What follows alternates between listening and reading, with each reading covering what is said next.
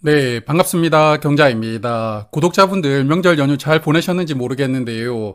저는 이번 명절에 진주에 계시는 부모님 댁에 다녀왔는데 연휴가 길었다 보니까 차가 밀리지 않아서 좋았습니다.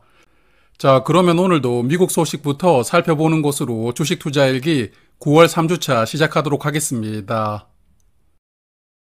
우리는 추석이었지만 미국은 추석이 아니었죠. 연휴가 끝나는 목요일 새벽에 미국은 9월 금리를 발표를 했는데 50bp를 인하를 했더라고요. 작년 7월에 5.5%로 금리를 인상하고 난 다음에 1년 2개월 만에 금리를 내리게 되었는데요.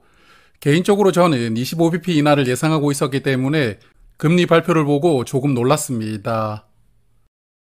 그런데 금리도 금리지만 금리 발표한 다음에 파월 할아버지 말씀도 중요한데요. 일단은 고용 지표가 50bp 인하 결정하는데 영향을 많이 주었다고 합니다. 하지만 경기 침체에 들어갔기 때문이 아니라 예방하는 차원에서 금리를 선제적으로 인하한 것이라고 강조를 많이 했었고요. 그리고 다음날 발표가 된 실업자 청구 지표도 좋았기 때문에 금리 발표한 다음날 미국 증시는 크게 상승하면서 마감합니다. 그리고 이번 달은 점도표가 공개가 되는 달이었는데요. 화면의 점도표를 보시면 24년은 연준 위원 중에 9명이 4.5% 금리를 지지를 했고 7명은 4.75% 금리를 지지를 했거든요. 그래서 앞으로 금리를 적게는 25bp, 많게는 50bp를 추가 인하할 수 있다고 예고를 해준 것이고, 그리고 내년에는 적정금리로 3.5%를 예상한 위원들이 많았으니까요.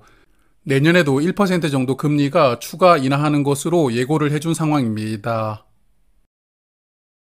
그래서 지난 6월의 점도표와 비교를 해보면 전 구간 금리가 하향 조정되었는데요.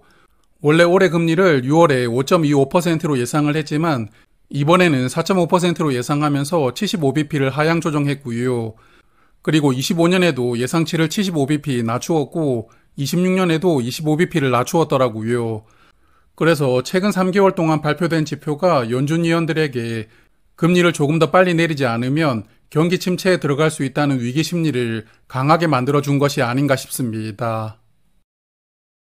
자, 그리고 저번 주 금요일에는 일본도 금리를 발표했는데 이번에는 동결했더라고요. 최근에 일본도 물가가 조금씩 상승하면서 금리 인상 압박을 받고 있고 일본이 또 금리를 올리면 엔캐리로 투자를 하고 있던 자산들이 청산한다는 이슈가 있거든요. 일단 이번에 금리를 발표하면서 향후 금리에 대한 힌트를 주지는 않았지만 여하튼 일본 금리도 주목할 필요가 충분히 있다고 생각합니다. 자, 그래서 저번 주 미국 시장은 3대 지수가 모두 상승 마감했는데요. 다우존스 지수가 0.8%로 그나마 적게 상승을 했고 나스닥은 2.1%로 3대 지수 중에 가장 크게 상승했거든요. 금리가 큰 폭으로 인하되다 보니까 기술주들의 주가가 상대적으로 더 민감하게 반응했다고 보입니다. 그리고 제가 투자를 하고 있는 JPQ는 저번 주 대비 주가가 2% 정도 상승한 것 같고 JPI는 1% 정도 상승한 것 같거든요. JPQ는 2달 전까지 10% 정도 수익이 나오다가 주가가 급락하면서 평단가가 잠깐 마이너스를 보여준 적도 있었는데요. 그래도 다시 상승하면서 이제 10%를 눈앞에 두고 있습니다. JPQ는 나스닥 지수와 비슷하게 움직이는 종목이니까 이 종목의 주가 흐름을 보면 나스닥 지수도 최근 하락분은 거의 다 만회를 한 것 같습니다. 자, 그러면 한국장을 볼 텐데요. 코스피 저번 주에 2593포인트로 마감했는데 금요일에 2600을 잠깐 넘기도 했었거든요. 하지만 장 막판에 지수가 밀리면서 2600을 넘지 못하고 마감하게 되었습니다. 제가 저번 주 수요일에 삼성전자 관련해서도 한번 말씀을 드렸지만 삼성전자를 중심으로 외국인들은 계속 매도를 이어가고 있거든요. 최근 5거래일 동안 외국인은 2조 9천억 원을 순매도하고 있고 대략 한 달 동안 매도 금액이 7조 원을 넘는 것으로 파악하고 있는데 제가 자주 말씀을 드리고 있지만 결국은 외국인이 다시 매수를 시작해야만 한국 지수도 조금 더 상승할 수 있지 않을까 그런 생각을 하고 있습니다. 그리고 이번 주 25일에는 마이크론이 실적 발표를 합니다.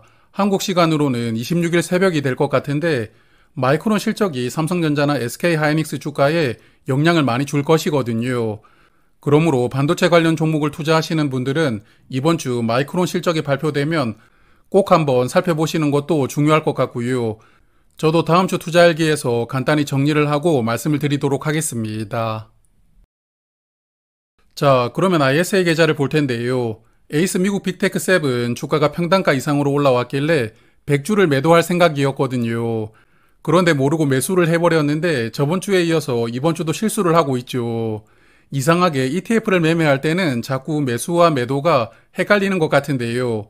여하튼 조금 더 신중하게 주문을 내야 될 것 같고, 그래서 100주를 잘못 매수를 했기 때문에 200주를 매도하고 이제 잔고에는 900주가 남아 있습니다.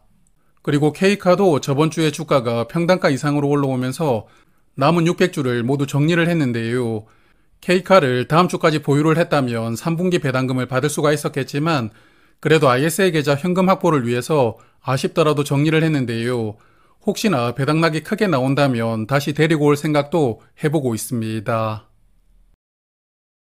그리고 저는 커버드콜 ETF를 즐겨 투자를 하고 있는데 커버드콜 ETF가 분배금을 많이 주는 대신에 주가가 크게 상승하기는 어렵거든요. 그래서 주가가 평단가 이하로 내려가는 경우도 많은데 저는 900주를 목표 수량으로 정해두고요. 평단가 이하로 주가가 내려오면 물을 탔다가 평단가 이상에서는 물을 탄 수량을 정리하는 방법으로 종목들을 관리하고 있는데요. 그러므로 커버드콜 ETF를 투자하시는 분들은 이런 방법도 한번 참고를 해보셔도 좋을 것 같습니다. 자, 그래서 잔고를 보면 현대차 이번 주에 주가가 좋았는데요. 미국 소비지출 지표가 긍정적으로 나오면서 미국이 아직은 경기 침체가 아니라는 전망이 나왔고 이런 영향으로 현대차 주가도 좋았고요. 기아차도 마찬가지로 주가 흐름이 좋았습니다. 그리고 최근에 데리고 왔던 삼성화재와 하나금융지주도 플러스로 전환했는데 삼성화재는 이번에도 수익률이 10% 정도 나온다면 정리할 계획입니다.